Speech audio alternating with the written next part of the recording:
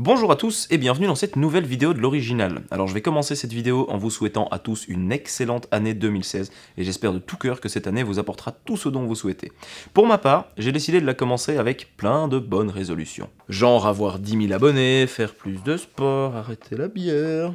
Et puis, je me suis dit aussi que j'allais commencer à un petit peu casser les couilles. Alors pour ceux qui me connaissent personnellement, ils savent que j'ai un petit côté taquin et que mettre les pieds dans le plat, chez moi, c'est un sport national. Bon, je vais pas titiller non plus tout le monde gratuitement comme ça, je vais cibler spécifiquement les gens qui abusent de certains bons filons de la bijouterie. Alors je pense que je vais pas me faire que des potes, mais Ah ouais, mais je m'en cogne en fait. Donc aujourd'hui, nous allons parler d'un sujet très intéressant qui est censé rester flou pour les marges bénéficiaires de certains. Alors le rachat d'or, qu'est-ce que c'est, comment ça fonctionne et 2 ou 3 petites arnaques qui y sont liées. C'est parti!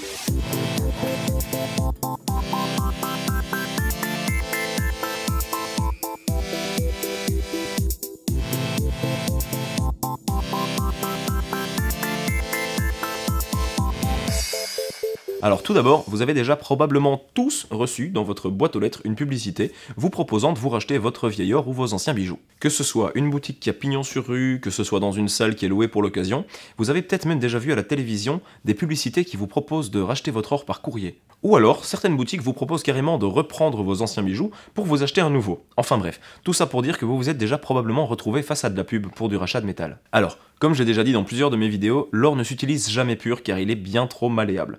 Et pour les besoins de la bijouterie, on l'associe avec d'autres métaux pour changer ses propriétés physiques comme la couleur et la solidité. Donc les bijoux ne sont quasiment jamais composés d'or pur. Ils le sont le plus souvent de 18 carats, 14 carats et 9 carats, respectivement composés de 75%, 58,5% et 37,5% d'or pur. Petit aparté. Pour les besoins de la vidéo, j'appellerai tous les autres métaux présents dans l'alliage qui ne sont pas de l'or les métaux parasites. Une teneur en or peut se déterminer sur base de 3 critères, et le premier de ces 3 critères c'est le poinçon. Alors le poinçon c'est une petite marque qui est placée assez discrètement sur le bijou et qui nous indique le titre en métal, mais il n'est pas toujours présent et il suffit que votre bijou ait été modifié et le titre n'est plus le même. La deuxième méthode c'est le spectroscope. Il s'agit d'un instrument optique qui est censé mesurer la diffraction d'un spectre lumineux en surface pour en déterminer la teneur en or. Mais comme je viens de le dire, le spectroscope a une petite faiblesse, il ne mesure qu'en surface, et donc il suffit que vous ayez un bijou avec un gros plaquage en or et une base en cuivre, et vous êtes perdant. L'autre souci du spectroscope, c'est que ça coûte une douille, c'est atrocement cher. Je vais donc revenir très brièvement sur un procédé qui est lui massivement utilisé en bijouterie, celui de la pierre de touche. Alors pour ceux qui voudraient revoir ce sujet de manière plus approfondie, la vidéo est juste là. Le principe est donc assez simple et est basé sur la faculté de l'or à résister aux attaques acides. On utilise donc des acides avec des degrés d'agressivité plus ou moins élevés, et on provoque une attaque sur une trace de métal qui a été préalablement faite sur une pierre de touche. Ça nous donne une idée relativement précise du pourcentage d'or présent dans l'alliage, donc une base cohérente pour un rachat. Donc pour partir sur notre achat, l'or, comme toutes les matières premières au monde, possède un cours. C'est un index de prix, souvent mondial, sur lequel tout le monde se base pour faire une base de prix cohérente. Ce prix est calculé sur base de l'offre et de la demande, et il existe un cours pour la pierre, le cours du bois, le cours de tennis. À l'heure où je fais cette vidéo, le cours de l'or est situé à 31 000 € le kilo. Dit de la sorte, ça paraît immense, mais il a déjà été bien plus haut que ça. Alors la première erreur que font les gens de manière générale, c'est de croire que leurs bijoux sont faits en or pur. Et là, on vient de voir que c'était pas le cas du tout. Prenons comme exemple une bague toute simple, de 5 grammes. Votre bague ne vaut donc pas 31 000 € le kilo, ni 31 € du gramme, ni même 155 € pour sa globalité. Dans le meilleur des cas, on peut se baser sur cette valeur, mais au prorata de l'or pur que contient votre bague, soit 31 fois 0,75 fois 5, donc 116,25 €. Voilà. Alors là, on va faire un petit break au niveau calcul parce que j'aimerais vous parler d'autre chose. Et ce dont je vais parler n'est pas propre au secteur des métaux précieux, c'est quelque chose d'inhérent à toutes les branches du commerce. Personnellement, je connais pas beaucoup de gens qui se lèvent le matin, qui vont travailler toute une journée et qui arrivent à rentrer chez eux en se disant que s'ils ne sont pas payés pour le travail qu'ils ont fait toute cette journée-là, c'est pas grave. Ce que je veux dire par là, c'est que tout le monde doit gagner sa vie. C'est le système qui veut ça. Si vous ne gagnez pas d'argent, malheureusement, vous ne pourrez pas manger, vous ne pourrez pas subsister au sein d'une société qui vire sur un modèle financier comme la nôtre. Les charges de travail et salariales étant différentes pour tout le monde, je ne me permets évidemment pas de juger la marge bénéficiaire que prennent certains de mes condisciples ou pas. Tant que ces charges sont assumées, j'ai aucun problème avec. Les clients qui veulent revendre leurs bijoux se sentent souvent pousser l'âme d'un financier et se mettent à faire eux-mêmes un calcul avant d'aller trouver un professionnel. Vous n'imaginez pas combien de fois j'ai eu des clients qui voulaient des paiements à 75% du cours. En soi, le prix est juste, mais j'ai dû décliner les ventes. Et je vais même vous expliquer pourquoi. Votre or ne possède cette valeur boursière que lorsqu'il est présenté sous forme de lingots, de pièces de monnaie ou éventuellement de matières premières sous forme de tiges et de granules. À ce moment-là, il est éligible, mais uniquement en termes de matière pure. Et comme je viens de le dire, l'or n'est jamais utilisé pur. Il faut donc lui faire suivre un process chimique afin d'en extraire les métaux parasites, et ce procédé, ça coûte de l'argent. Il est donc impossible de racheter cet or au prix coûtant, parce que forcément, au plus il y a de métaux entre guillemets parasites dans l'alliage, au plus il faudra investir en matériel et en produits chimiques pour extraire ce métal parasite afin de récupérer l'or pur. Pour l'affinage de l'or, j'ai prévu d'en parler avec un pote prochainement. D'ailleurs, Luc, petit coucou, je ne t'oublie pas, c'est juste que j'ai eu un planning un peu charrette, enfin tu sais les fêtes, tout le bordel. Bon, nous avançons, et là on arrive au moment crucial, celui de la transaction, celui où vous allez enfin recevoir du pognon. Et ça fonctionne de la manière suivante. Vous voulez une petite démo ? Allez, d'accord.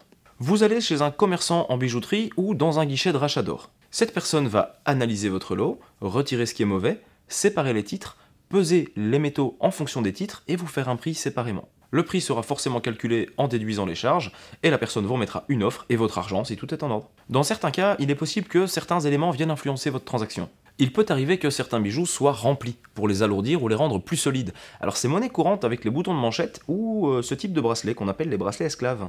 Ce business permettant de gagner pas mal d'argent en rognant la part qui est restituée au client, vous risquez quand même de rondement vous faire enculer. Faut savoir que l'appât du gain c'est assez fréquent, mais que ces business-là ne vivent généralement pas très longtemps. Bon, alors voyons un peu ce qui peut arriver et quelles sont les techniques employées par les gens qui ont envie d'augmenter leur marge sur la tête de leurs clients. Déjà, il est possible de changer vos acides. Et si vous utilisez un acide plus puissant que celui qui est censé être utilisé pour l'or que vous testez, la trace faite sur la pierre de touche va s'altérer. Et vous pourrez dire au client que son métal est moins pur, et donc lui payer moins cher. Bon, pour le coup, pour les acides, là, on ne sait pas vraiment le voir, il n'y a pas grand chose à faire. Il est également possible qu'on vous offre un prix au lot.